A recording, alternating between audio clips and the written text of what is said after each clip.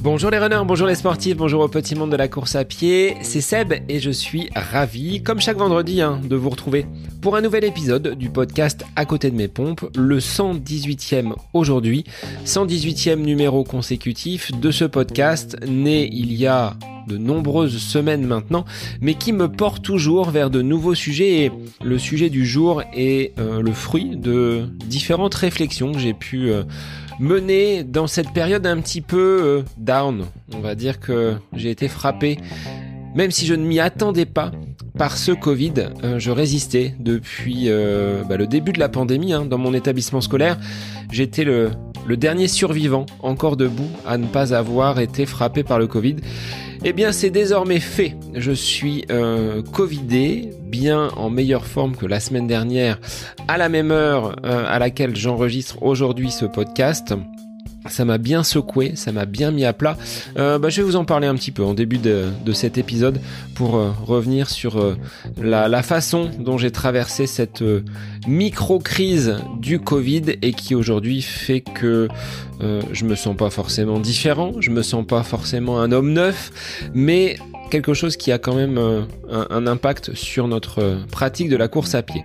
Alors avant cela, je voulais remercier toutes les personnes qui, durant cette semaine écoulée, sont venues à mon chevet, du moins virtuellement, par vos messages, par vos petites capsules audio pour me souhaiter un bon rétablissement. Ça fait chaud au cœur de s'appuyer finalement sur toutes ces personnes, qu'elles soient amis, proches, collègues, auditeurs, simples personnes qui suivent le podcast. Bref, merci à vous.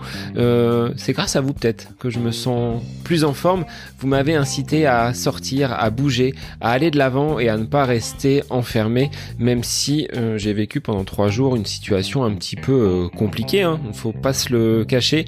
C'est plus qu'une grippe et ça m'a quand même bien mis à plat. Alors, pendant donc cette période d'isolement, pendant cette période où j'ai été à l'arrêt, éloigné de mes classes, éloigné de mes élèves, je me suis plongé dans mes statistiques de Garmin, mais aussi de Strava, pour jeter un œil sur les différents lieux d'entraînement, lieux de séance, lieux de sortie où je pratique la course à pied.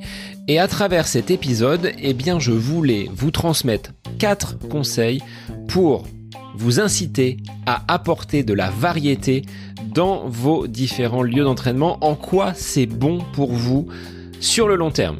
Et ça fait suite à une course à laquelle j'ai pris part il y a maintenant quelques années, mais qui depuis a radicalement changé ma façon de voir les choses et d'organiser mon entraînement. Alors, j'avais déjà, lors de l'épisode 12, indiqué qu'il fallait apporter de la variété dans le contenu de ces séances. Aujourd'hui, nouvel objectif, apporter donc de la variété, cette fois-ci dans ces lieux d'entraînement. Ne pas se contenter du même parcours, de la même boucle, du même parc, des mêmes sentiers. Et en petit bonus, je vous apporterai mon classement, mes 3 spots préférés pour m'entraîner ici dans le Loiret. Après, à droite, à gauche, il y en a d'autres, mais vraiment au quotidien, quels sont mes endroits favoris pour courir et m'épanouir dans ce sport qu'est la course à pied. Alors, je vous inviterai à faire de même, à faire votre classement, à m'indiquer quels sont vos lieux préférés pour vous entraîner en fonction peut-être de séances spécifiques et à venir me les transmettre sur les réseaux Facebook, Instagram, @à côté de mes pompes, le podcast. C'est parti! Penchons-nous sur la nécessité de varier ces lieux d'entraînement. C'est le nouvel épisode du podcast À côté de mes pompes. Bonne écoute à vous! Alors avant d'entrer dans le vif du sujet et vous expliquer pourquoi, à mon sens, il est important de varier les différents lieux d'entraînement dans votre quotidien de coureur à pied, je voulais revenir sur cet épisode du Covid qui m'a frappé la semaine dernière et je pensais bien lui avoir échappé. Pensant que ma foulée légère, médio-pied, plutôt portée vers l'avant, m'avait permis de m'éloigner définitivement de ce satané Covid. Et j'ai été un petit peu présomptueux, puisqu'il m'a rattrapé de plein fouet la semaine dernière, étant déjà entré dans ma maison. Céline, mon épouse, étant depuis une semaine déjà atteinte donc de ce Covid. Mardi dernier, j'ai effectué une belle séance de piste. J'étais satisfait donc des allures qui montraient un niveau de forme qui était croissant. Vous m'aviez orienté, du moins sensiblement orienté vers le choix de la séance avec, sur ce mardi, une option possible entre 40 minutes en endurance fondamentale ou 4 fois 1000 mètres à réaliser sur la piste. Je m'étais donc exécuté avec cette séance de 4 fois 1000 mètres que j'affectionne. C'est vraiment des séances quand il faut être dans l'allure, à la seconde près, quasiment métronome. C'est des séances qui me plaisent vraiment. Et donc au sortir de cette séance effectuée seule sur ma piste de Beaugency, on y reviendra tout à l'heure, cette satanée piste, j'étais vraiment avec de très bonnes jambes. Donc je me suis dit, après avoir loupé le trail du côté de Bonneval, la course que tu vas faire, Seb, du côté de Saint-Laurent, devrait plutôt bien se passer. Donc ça, on était mardi soir. Pas de signe particulier montrant quelconque fébrilité. Mercredi matin, j'effectue un autotest qui, là encore, s'avère négatif. Donc, me voilà parti pour ma matinée de cours. J'enchaîne l'après-midi avec quelques cours particuliers. Et j'ai enchaîné le soir avec l'entraînement du club, celui avec mon petit groupe d'athlètes du mercredi soir. J'avais les jambes qui étaient relativement lourdes du fait de la séance de piste de la veille, mais au fur et à mesure des minutes, j'étais bien plus en jambes. On a réalisé quelques petits tests au niveau de la foulée, prenant avec mon smartphone mes athlètes en train de courir. Une fois rentré à la maison, je prends ma douche, les frissons ont commencé à arriver. Et là, ça m'a mis un petit peu la puce à l'oreille. Je suis pas de nature à être souvent malade, mais je me suis dit, si tu commences à frissonner, il doit se passer quelque chose. La nuit a été relativement tranquille, pas de fièvre. Par contre, le lendemain matin, de nouveau test pour pouvoir aller jusqu'au lycée, parce que comme le Covid était rentré dans la maison et que Céline était toujours positive, je m'autoteste. Et là, je vois apparaître la deuxième barre. Non, je n'étais pas enceinte, mais le Covid avait viré et j'étais donc positif. Et là, impossible d'aller rejoindre mes collègues et mes élèves. Donc, test PCR, et dans la journée, il m'est tombé sur le coin du nez une fatigue extrême. Alors, vous le savez, je n'ai jamais fait de marathon. Là, c'est comme si j'avais enchaîné 2 marathons coup sur coup et je n'avançais plus à rien. J'ai pas eu comme certains de fortes fièvres. Je n'ai pas eu de toux relativement forte, occasionnant peut-être une obstruction ou une difficulté à respirer. Mais une fatigue telle qu'entre jeudi et samedi, je n'ai absolument rien fait. C'est pas dans ma nature. C'est pas dans ma nature non plus de rester à la maison à zoner. Et là, j'ai vadrouillé entre mon lit, le canapé, le lit, le canapé, un appétit qui était vraiment en dents de scie, et puis des up and down, un regain d'énergie suivi d'une fatigue ahurissante. J'ai jamais connu ça jusqu'à présent. Il m'a bien fallu, 3 jours pour pouvoir repointer le bout de mon nez à l'extérieur. Et donc dimanche, avec mon fils Yael, nous sommes allés marcher un petit peu en bord de Loire. Et puis lundi, j'ai repris durant son cours de tennis un petit peu de rando-course, un léger footing mardi, qui lui s'est fait sans aucune intensité. C'était histoire de tourner les jambes et de voir dans quel état de forme je me trouvais. Alors, sur cette semaine, il est certain que j'aurais été incapable de réaliser mes 1000 mètres sur la piste, mais déjà de pouvoir prendre l'air sans que le cardio ne monte trop, sans être essoufflé, parce que c'était une des conséquences bien souvent évoquées après Covid, c'était cette difficulté à retrouver sa capacité respiratoire initiale. Je touche du bois. Pour l'instant, ça se passe plutôt bien, même si je n'ai pas remis vraiment de vitesse dans mon entraînement. Piano, j'y vais vraiment tel quelqu'un qui sortirait d'une période de convalescence et c'est mon cas. Donc j'ai pas envie de mettre la charrue avant les bœufs. Cela dit, j'ai été bien conseillé par Laurine qui m'a apporté pas mal d'informations sur le protocole pour reprendre une activité sportive et notamment se nourrir. Donc beaucoup de tisanes, beaucoup de bouillon, beaucoup de vitamines donc avec les fruits et les légumes et j'ai complémenté sur ces conseils en vitamine C et en zinc. Aujourd'hui, ça va être encore je pense quelques séances, quelques semaines avant de retrouver du jus, mais je ne pensais pas qu'en si peu de temps le corps pouvait être vraiment mis à mal par ce foutu Covid.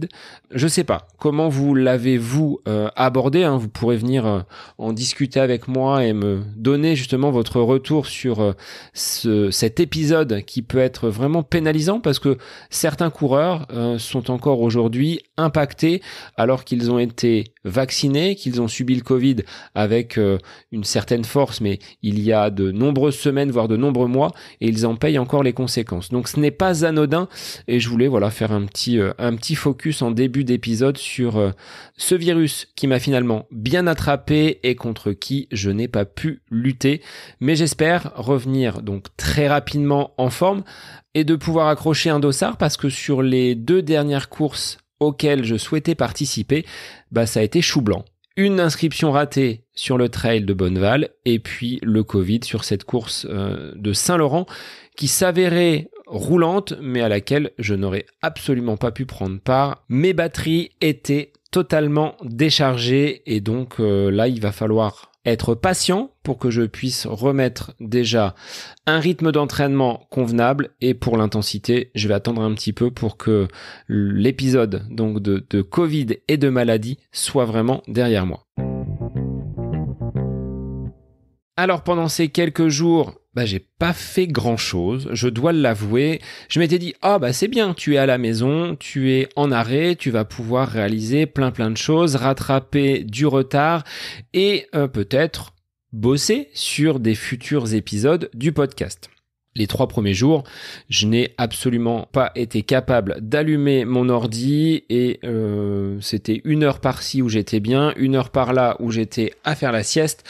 Donc je me la suis un petit peu coulée douce pendant ces quelques jours et puis samedi, je me suis plongé dans mes statistiques sur l'année 2022, mais je suis remonté un petit peu plus loin sur les 4-5 dernières années au niveau de mon entraînement. Qu'est-ce que j'ai bien pu trouver ? Pour ces statistiques d'ailleurs, je vous invite à connecter vos montres Garmin ou Strava sur un site qui s'appelle Run Analyse et qui est une mine d'informations lorsque vous êtes peut-être intéressé par les chiffres, qu'il s'agisse donc de vos statistiques kilométriques, de météo, de résultats de course, de fatigue, de charge d'entraînement, de sommeil. Ça regroupe finalement un certain nombre de paramètres et c'est en consultant finalement ces différents paramètres que je suis tombé sur mes différents lieux d'entraînement et j'ai voulu vous faire un petit éclairage sur ce que j'ai vécu et sur ce sujet d'épisode, à savoir pourquoi il vous faut absolument varier vos lieux d'entraînement avec à la clé 4 conseils que je vais vous livrer. Alors ce sujet d'épisode est lié effectivement, comme je l'annonçais en introduction tout à l'heure, à une mésaventure vécue lors de la préparation d'un de mes gros objectifs annuels. Il y a quelques années, je me préparais à courir les 20 km de Paris. Une de mes courses préférées, positionnée sur le début du mois d'octobre et qui occasionnait une préparation estivale à cheval sur ce mois de septembre et sur cette période de rentrée.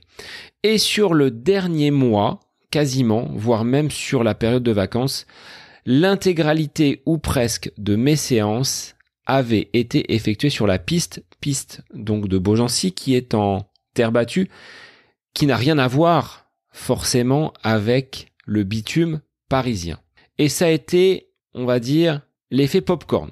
Effet popcorn, puisqu'après seulement 4 ou 5 km, ayant pris le départ de ces 20 km de Paris, j'ai dû complètement ralentir, baisser donc ma vitesse parce que les jambes ne répondaient plus. Alors, un coup de mou, ça peut arriver.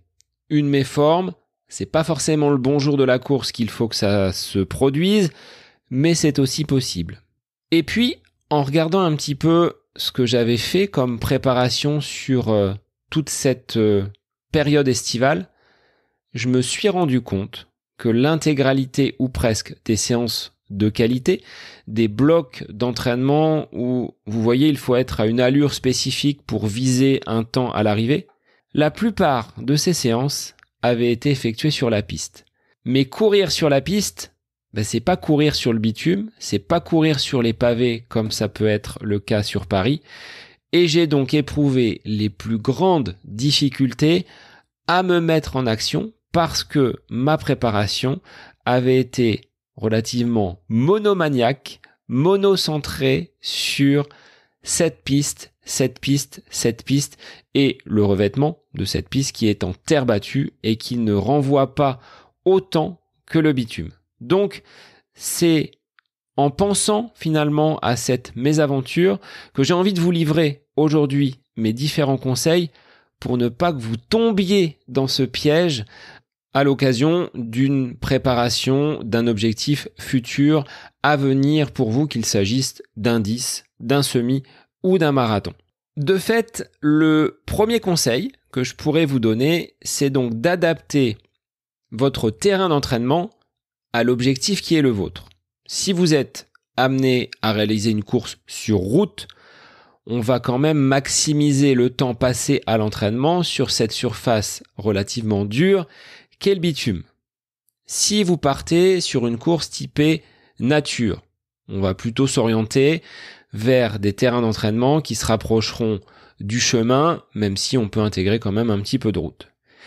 Si vous êtes typé trail, il faudra là mettre du dénivelé, quitter forcément un petit peu la route et donc vous rapprocher au maximum des conditions naturelles. Alors, c'est pas simple parce que si je prends mon exemple, faire du trail dans le Loiret, c'est compliqué. On l'a déjà dit, on a toujours des solutions pour trouver du dénivelé. On peut boucler, on peut trouver des marches, on peut en faire finalement un terrain de jeu sympathique en l'adaptant. Mais si vous êtes amené à parcourir des distances importantes sur route, il va falloir aller manger du bitume, comme j'aime le dire, et se frotter finalement à ce revêtement qui va être parfois traumatisant pour les articulations, qui va renvoyer énormément d'énergie. Donc là, il faudra peut-être avoir des solutions pour amortir un petit peu votre foulée ou avoir une foulée qui soit un petit peu plus légère et moins tapante. Mais ça fait partie des conseils que je vous donnerai d'adapter déjà votre terrain d'entraînement à la surface que vous allez rencontrer sur la course qui est la vôtre. Moi, j'ai fait cette malencontreuse expérience. Ça m'a servi de leçon et j'essaie aujourd'hui de panacher un petit peu mes surfaces d'entraînement au regard des compétitions qui vont se présenter sur mon calendrier. Si dans 1 mois, 2 mois, j'ai une course sur route, eh bien effectivement, je mettrai un petit peu plus donc de bitume dans mes sorties pour habituer le corps à ces micro-traumatismes, à ces chocs que je sois capable d'encaisser. C'est beaucoup plus souple, effectivement, d'aller courir sur un sentier, d'aller courir sur un chemin un petit peu en herbe, mais ça ne remplacera pas les conditions que vous trouverez lors de votre compétition. C'est ce qui s'est passé tout simplement à Paris. En maximisant ma préparation sur une piste, déjà sur une piste, il faut avouer que faut être un petit peu tordu pour préparer 20 km sur une piste en terre battue. Bon, c'est à cette occasion-là d'ailleurs que j'ai fait un de mes meilleurs chronos sur 10 km en tournant pendant donc 25 tours sur cette piste à Beaugency. Bref. Fermons la parenthèse. Mais effectivement, d'avoir à cette occasion-là lors de cette préparation, voulu exclusivement ou presque tourner sur de la terre battue, alors que 20 km m'attendaient sur le bitume et sur les pavés parisiens, c'était absolument pas la bonne stratégie. Aujourd'hui, je ne le referai pas du fait d'avoir vécu cette mésaventure, parce que quand vous préparez quand même un objectif tel que les 20 km de Paris, il n'y en a pas beaucoup dans l'année. Moi, j'en ai un à l'automne. Ensuite, ça va être au mois de mars. Et après, il y a des courses qui vont être un petit peu plus estivales.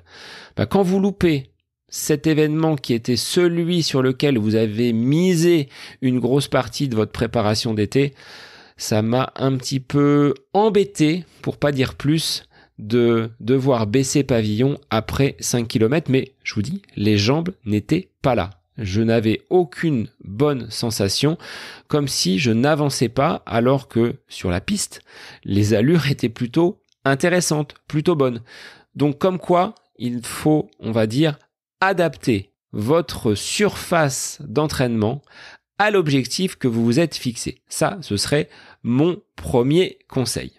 Alors le second conseil, de varier vos terrains d'entraînement, de varier vos circuits, de varier les lieux sur lesquels vous pouvez tourner, vous allez tout simplement éviter la routine.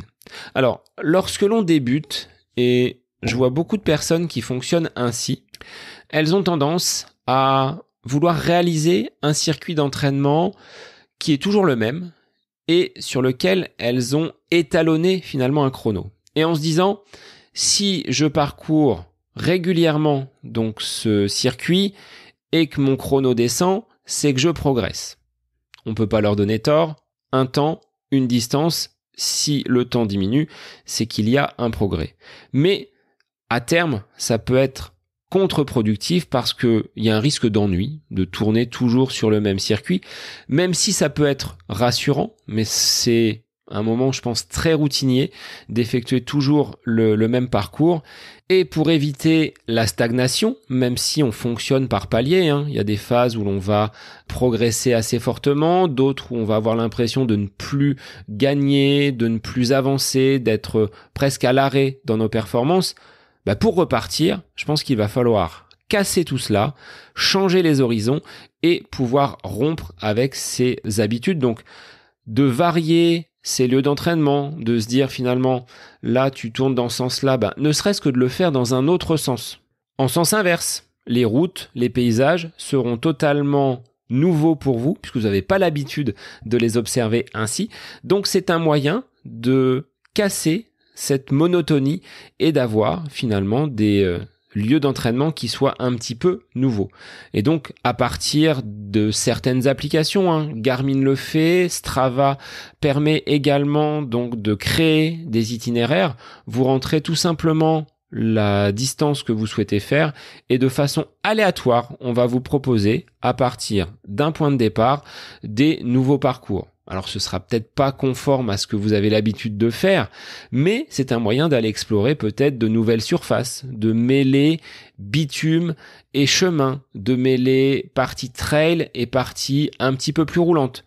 Et en cela, vous allez, alors pour des séances qui vont peut-être être un petit peu plus lentes, on part peut-être sur des séances en endurance, des sorties longues, il n'y a rien de mieux que d'aller découvrir un petit peu l'environnement qui est autour de vous. Et on le voit souvent avec des personnes qui déménagent. C'est-à-dire que vous changez de lieu d'habitation, là ça vous pousse à de toute façon aller explorer les sentiers autour de la maison. Clin d'œil à toi, Steph, qui vient de déménager et qui découvre de nouveaux paysages avec des montées, des descentes, des panoramas qui sont magnifiques. Avec vos baskets aux pieds, vous avez un bel outil pour découvrir votre environnement de vie, votre nouvelle région. Ça, c'est un bon moyen pour éviter la stagnation parce que à un moment donné, vous risquez de toute façon de ne plus avoir l'envie de toujours faire le même parcours, le même circuit. Et en plus, si vous le faites le même jour, à la même heure, vous allez plus peut-être le prendre comme une contrainte que comme un plaisir. Donc, deuxième conseil que je pourrais vous donner, cassez totalement cette routine, changer vos lieux d'entraînement. Vous pouvez partir à gauche si vous avez l'habitude de partir à droite. Si vous allez dans le sens des aiguilles d'une montre, vous partez à l'opposé. Et puis de ne pas hésiter à aller explorer un petit peu plus loin que ce que vous faites habituellement ces lieux qui vous entourent et qui peuvent vous conduire vers de très très belles séances en course à pied.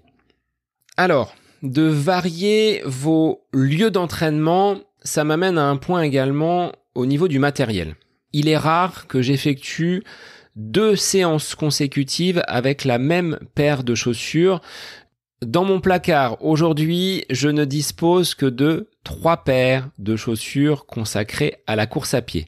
Alors oui, je pense que d'autres sont bien plus équipés que moi en matériel, en chaussures, mais j'ai définitivement jeté mes chaussures de trail. Vous le savez, je suis pas adepte de ce terrain de jeu, donc ces chaussures-là, déjà, une paire en moins. Mais il me reste donc 3 modèles, 2 de chez Mizuno et une paire chez Saucony. Donc chez Mizuno, j'ai la Mizuno Rider, qui est relativement stable et que j'utilise pour les séances, on va dire, d'endurance plus, avec un petit peu de rythme parce que l'amorti est quand même très important sur cette Rider et elle me procure quand même beaucoup de confort. Depuis quelques temps, j'utilise également pour des sorties en endurance là beaucoup plus lentes la Rider Neo, qui remonte et qui enveloppe vraiment le pied de façon très importante. Elle se met comme un chausson, c'est-à-dire qu'il n'y a pas de languette. Vous enfilez la chaussure avec une grosse remontée sur le talon et le tendon d'Achille. Donc ça m'apporte également beaucoup de confort étant sujet à des douleurs sur cette zone-là. Et ma 3e paire, donc la paire de Saucony Endorphin Pro avec la plaque en carbone qui là va être utilisé spécifiquement pour les séances de piste ou de vitesse sur sol dur avec là beaucoup moins donc de confort. Le pied est beaucoup plus libre de ses mouvements et il y a un énorme rebond parce que ces chaussures-là équipées de la plaque carbone renvoient énormément. À travers ce matériel, ce que je veux vous dire et vous transmettre comme information, c'est que les chaussures, elles vont également induire un terrain de jeu différent. Pour ce qui est des sorties en endurance, des séances longues, quand je peux aller un petit peu sur des chemins qui vont être relativement herbeux, je vais pas mettre les Saucony. Je vais plutôt opter pour les Rider Neo.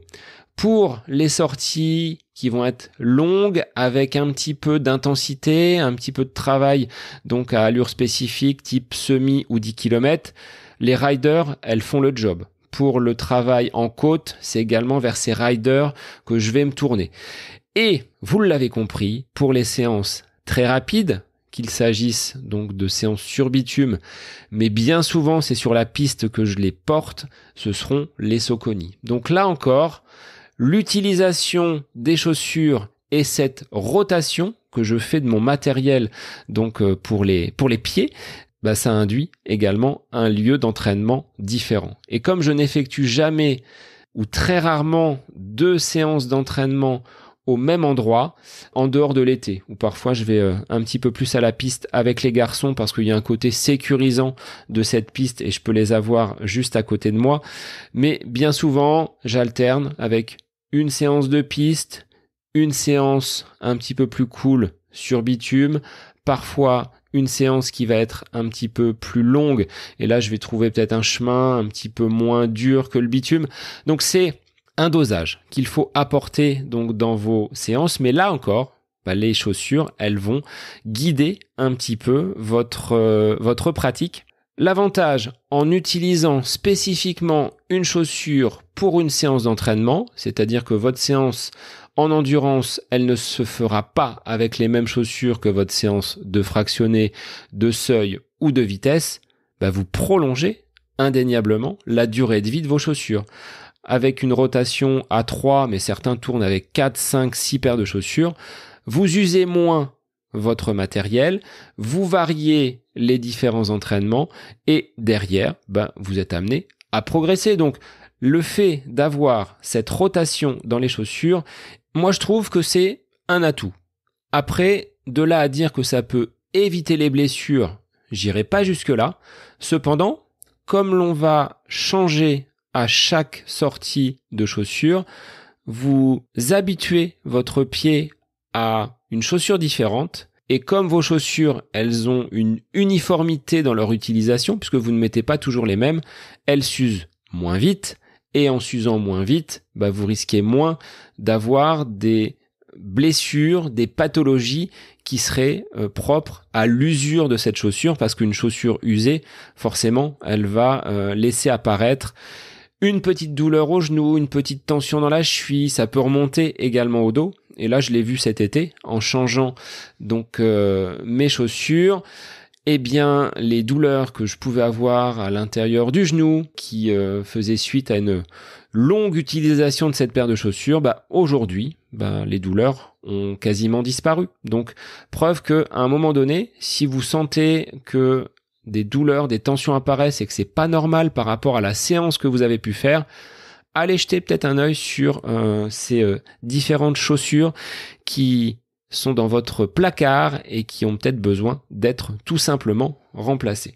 Alors après ce troisième conseil qui était d'opter pour une rotation des chaussures, rotation qui guidera forcément la nature des séances que vous effectuerez, je dirais que le quatrième point, à l'heure où on dit que l'empreinte carbone est importante de la part des humains sur notre planète, moi j'aime bien partir essentiellement de la maison. C'est-à-dire que mon activité favorite, qui est la course à pied, n'impacte pas la planète puisque ma sortie débute au moment où je passe donc le portail. Alors, c'est pas toujours facile parce que en fonction des horaires, en fonction des séances que vous allez effectuer, vous allez peut-être pas pouvoir rejoindre ce lieu d'entraînement favori. Enfin, notamment si je dois faire des côtes, j'ai pas de côte à proximité, en dehors de la côte du pont de l'autoroute. Le dénivelé, à ce niveau-là, il est quasi inexistant. Mais de pouvoir se dire, je ne prends pas la voiture pour effectuer ma sortie de course à pied, c'est quelque chose que j'essaie au maximum de faire. Si je peux pas le faire directement, je vais prendre le vélo, comme je le fais souvent, c'est-à-dire faire un échauffement entre guillemets avec donc un peu de pédalage sur quelques kilomètres pour rejoindre soit la piste, soit le bord de Loire où se situe un chemin ou les côtes que je dois effectuer. Et dans ce cas-là, j'ai déjà un travail cardio avec 3-4 kilomètres effectués à vélo pour débuter réellement ma séance de course à pied. Mais si je le peux, c'est quelque chose que j'essaie de faire, à savoir ne pas prendre la voiture pour aller jusqu'à mon lieu d'entraînement. C'est peut-être une opportunité qui s'offre à vous si vous avez une pause déjeuner qui est relativement importante. Vous pouvez peut-être vous dire, finalement, là, le midi, j'ai 2 heures. Est-ce que je peux pas caler mon entraînement et aller découvrir les chemins, les routes, la piste qui est située juste à côté de mon lieu de travail? C'est une opportunité. Encore faut-il que vous ayez de quoi vous changer, de quoi prendre une douche sur votre lieu de travail. Au lycée où j'exerce, il n'y a pas de douche. Donc autant dire que si je vais courir et que je rentre tout de suite après, ça va être un petit peu compliqué, ou alors il faudra ouvrir les fenêtres pour que je puisse faire ma journée et poursuivre mes cours sur l'après-midi. Mais pour beaucoup, c'est une possibilité. Donc dans ces cas-là, moi je vous inviterai à vraiment optimiser votre pause déjeuner. Après, tout dépend comment vous organisez vos journées. Est-ce que vous êtes plus du matin? Est-ce que de courir le midi sans avoir mangé, c'est handicapant pour vous? Est-ce que le soir, vous êtes plus en forme que tôt le matin? On peut composer différents emplois du temps et faire varier vos lieux d'entraînement.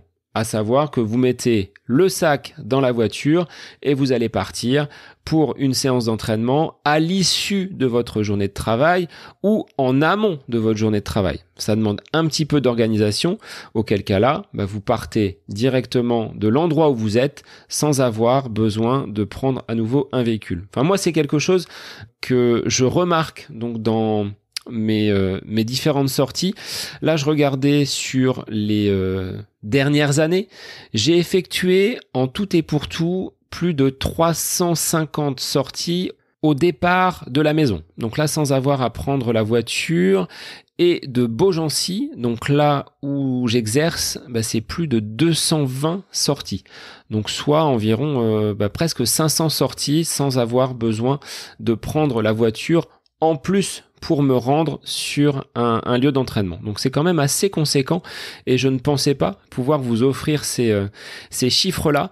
Mais à l'heure justement où le carburant, où l'énergie est au cœur de nombreuses préoccupations, de pouvoir éveiller un petit peu notre conscience vers cet environnement et cette planète qui nous accueille, je pense que c'est plutôt pas mal et ce serait donc mon 4e conseil, à savoir essayer de partir de votre domicile pour réaliser votre sortie, qu'elle soit hebdomadaire ou quotidienne, vous ferez un petit geste pour notre planète. Alors, petit bémol quand même que j'apporterai à cette statistique que je vous ai transmis tout à l'heure sur ces séances effectuées au départ de la maison, vous ajoutez le confinement qui m'a, entre guillemets, contraint à courir dans un périmètre proche de la maison, moins d'1 kilomètre, rappelez-vous, moins d'1 heure, pendant presque 2 à 3 mois. Aujourd'hui, de partir de la maison, j'y vois quand même pas mal d'avantages et de tourner dans ce lotissement que j'ai, on va dire, usé, poncé pendant toute cette période d'isolement liée au Covid, j'y vois quand même beaucoup d'avantages. Ça fait partie donc de mon top 3 de ces lieux où j'affectionne courir.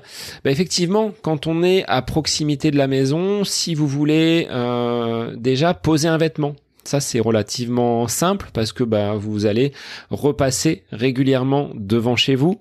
Donc, après un échauffement, quand on va attaquer le fractionné, on peut se dévêtir assez facilement, plus que si on est sur un chemin et que l'on doit faire demi-tour. On peut poser une gourde également. Donc ça, c'est plutôt sympa quand on doit s'hydrater et pouvoir se ravitailler un petit peu. Et puis, lorsque le temps vous est compté. Je sais que le matin, j'ai parfois un timing qui est relativement serré entre le lever et le départ au lycée. Avec la proximité de la maison, on peut aller effectuer une séance assez simple. Et j'ai la chance d'avoir un anneau de vitesse, tel que je l'appelle. Le lotissement fait 500 mètres et ça fait comme une grosse boucle. Donc quand je dois effectuer des séances de 500, de 1000, de 1500 mètres, là c'est calibré automatiquement sans avoir besoin de courir jusqu'à mon 2e spot d'entraînement qui, je dois même le classer en premier, à savoir la piste, puisque sur cette piste, pour ne rien vous cacher, en ce 29 septembre 2022, Strava m'indique que j'ai effectué 3434 tours sur cette piste. Segment qui a été créé, je sais même pas à quelle date il a été créé, mais j'ai effectué un grand nombre de tours sur cette piste, donc à Beaugency, piste en terre battue ou piste cendrée qui ne renvoie pas autant que le tartan, mais sur laquelle j'aime mener mes séances à allure spécifique, tout simplement parce que là, il n'y a même pas besoin de se poser la question de savoir où l'on met les pieds, c'est plat. J'ai moins d'1 mètre de dénivelé, donc autant dire que lorsque les fractions sont lancées, il n'y a pas moyen finalement de se louper ou de se faire une cheville, ce qui peut arriver sur des terrains beaucoup moins damés, et ça renvoie quand même bien moins que le bitume, ça tape moins, et pour avoir fait l'expérience de faire du fractionné très très court sur bitume, ça m'avait valu justement au mois de février dernier un petit passage chez l'ostéo parce que ça avait été vraiment trop violent. Donc la piste, c'est, je dirais de loin, le spot préféré dans ma pratique au quotidien de la course à pied. Je suis connu et je suis réputé pour être la légende locale donc de la piste à Beaugency, sachant que quand je vous annonce plus de 3000 tours sur cette piste, ce ne sont que les tours issus du segment Strava. Et comme j'ai pour habitude de faire un tour dans un sens à pleine vitesse et la récup qui s'effectue en sens inverse, j'ai quand même beaucoup plus de tours que ces 3434 annoncés. Alors entre les deux, entre ce lotissement, qui serait également un des lieux d'entraînement favoris en ce qui me concerne, parce que c'est juste en face du portail de la maison. Je sors et je suis dessus. Donc c'est relativement confortable sans avoir besoin d'aller très très loin. Entre les deux, je glisserai les bords de Loire, parce que Beaugency est une ville qui est située donc en bord de ce fleuve, et c'est quand même agréable de pouvoir avoir un petit peu d'eau, même si ce n'est pas mon sentier des douaniers du côté de Pornic ou le Lido du côté de Marseillan. J'affectionne quand même d'aller courir sur le bord de Loire parce que c'est plaisant et le terrain n'est pas non plus tout plat. Il y a parfois quelques petites bosses, quelques petites montées. C'est là où je vais trouver des séances de côte. Donc, si je résume, mon top 3, allez, en 1, la piste. Parce que j'adore ces séances avec un objectif, avec une vitesse, même si pour certains, je suis complètement fou de faire des fois 10 minutes sur la piste. J'ai même fait un 10 km sur cette piste et c'est là où j'ai fait mon meilleur chrono. Mais ça reste vraiment mon terrain de jeu favori. En deuxième, le bord de Loire, parce que étant quand même amoureux de la nature et de ma salle de classe, j'ai vu sur cette Loire tous les jours, donc d'aller pouvoir gambader en bord de Loire, je trouve que c'est quand même très sympathique. Et puis, quand j'ai un petit peu moins de temps, quand la séance est un petit peu plus courte, et là, j'arrive à trouver aussi du bitume en fonction des objectifs, eh bien ce serait ce segment sur mon lotissement, donc juste en face de la maison, sur lesquels je peux quand même aller m'amuser. L'essentiel, il est là. Il est de prendre du plaisir. À partir du moment où c'est plus une contrainte pour vous qu'un plaisir, je pense qu'il faut se questionner. Est-ce qu'il ne faut pas changer, modifier vos lieux d'entraînement et vous offrir un petit peu plus de plaisir? C'était ma réflexion du jour autour de cet épisode consacré à la variété des lieux d'entraînement. Donc n'hésitez pas à bousculer un petit peu vos habitudes. Et puis, même si vous êtes à proximité de la maison, vous trouverez sans doute un terrain de jeu pour vous ravir et vous permettre de progresser et d'avancer donc dans vos chronos, objectifs, quels qu'ils soient pour les mois et les années à venir.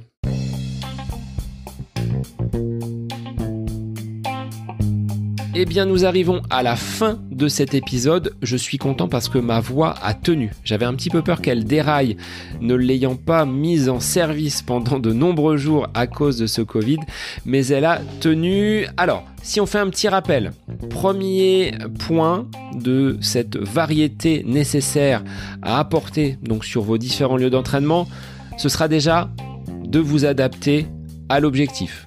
Si vous faites de la route, il faudra manger du bitume. Si vous faites du trail, il faudra aller sur des terrains beaucoup plus accidentés. Donc ça, c'est le premier point.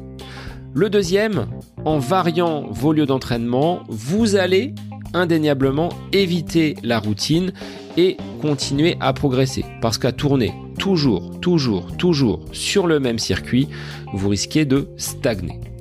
Troisièmement, en adoptant une rotation dans votre matériel, dans vos chaussures, toutes vos chaussures n'ont pas les mêmes profils, n'ont pas la même utilité.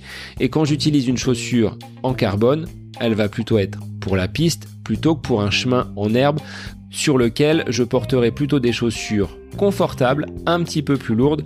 Donc, adaptez vos chaussures à vos lieux d'entraînement et indirectement, vos lieux d'entraînement seront adaptés au profil des différentes chaussures que vous avez dans vos placards. Dernier point, sensibilisation écolo, mais aussi côté pratique, quand on ne veut pas bouger trop loin et qu'on a un timing relativement serré, c'est tout simplement de partir de la maison, mais de chez vous. Vous pouvez explorer un grand nombre et un territoire suffisamment vaste. Partez à droite, partez à gauche, laissez-vous guider au gré de vos sensations et peut-être que ce sera l'occasion de visiter un nouvel environnement si vous venez tout juste de déménager. Et donc, en rappel, mes 3 spots préférés, moi c'est la piste, ça vous le savez, je suis un aficionados de la piste. Les bords de Loire, parce que cette nature qui s'offre à moi est relativement belle à voir au fil des saisons. Et dernier point, le lotissement, parce que là j'ai 500 mètres de bitume. Mais je vous attends sur les réseaux pour que vous me donniez votre top 3, vos lieux insolites, vos lieux d'entraînement préférés pour pratiquer la course à pied. Je vous souhaite de passer une belle journée, un bon week-end et je vous dis à la semaine prochaine pour un nouvel épisode du podcast À côté de mes pompes.